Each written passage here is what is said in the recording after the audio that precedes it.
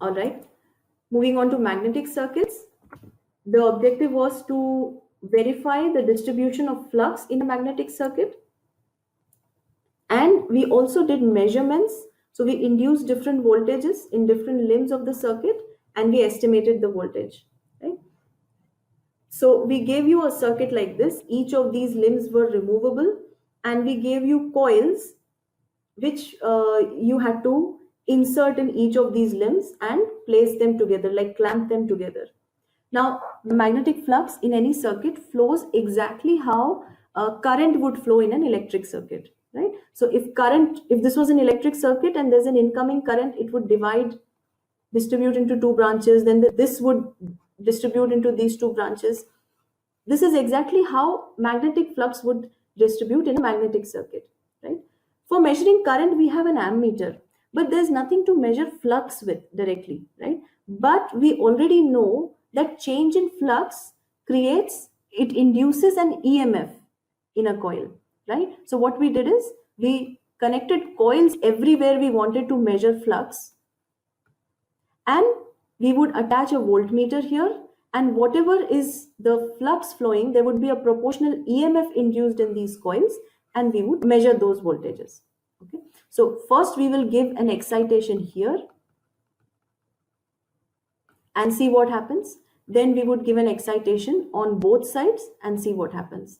We would give excitation in same polarity, in opposite polarity. We would also have to prove at some point that, flux coming in this direction and flux coming in this direction, they cancel each other out. So this Vs would come out to be a very small value.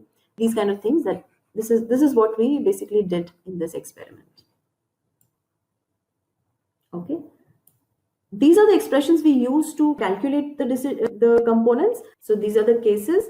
And then finally, to find core losses, you connected a wattmeter and ammeter. Okay, core loss was W minus I square R. Right, these were the small coils that we would use to verify flux distribution phenomenon. This is varying.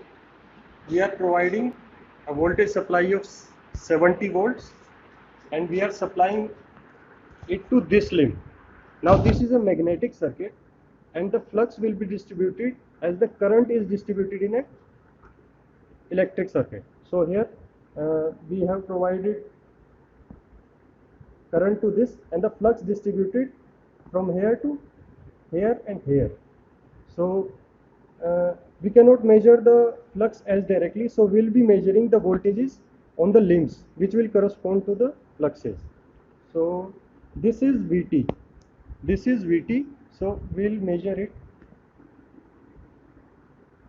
So the reading is around 33.8 volts. Now this should be equal to the voltage in this limb plus this limb. So that was 33 and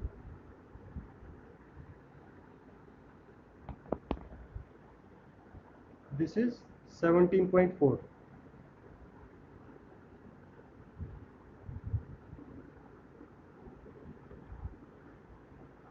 And this again is 14.3. So this verifies the flux distribution, that the total flux which goes from here will be distributed here and there. In the first part, we verified the flux distribution.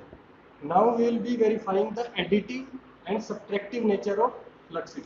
So we have provided supply to two coils, one in the left and one in the right. Both have been provided. Both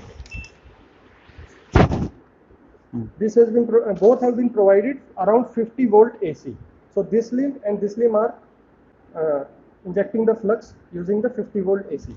So we'll be observing this central limb. So currently they are behaving subtractively, and the voltage in the middle one is very low. It should exactly be 0, which will denote that the fluxes cancel each other. In the next part, we will change the polarity and will show that this will be additive instead of subtractive. Now I have reversed the polarity of this limb and kept the same polarity of this limb. Now the fluxes from these two will enter, when it will enter this limb, the the flux there, we can have a measurement of that using the voltage in this central lane. So here they have acted additively and the voltage has been added. Earlier it was close to 0, now it is 20. So the effect of voltage from both flux from this limb and this limb has added.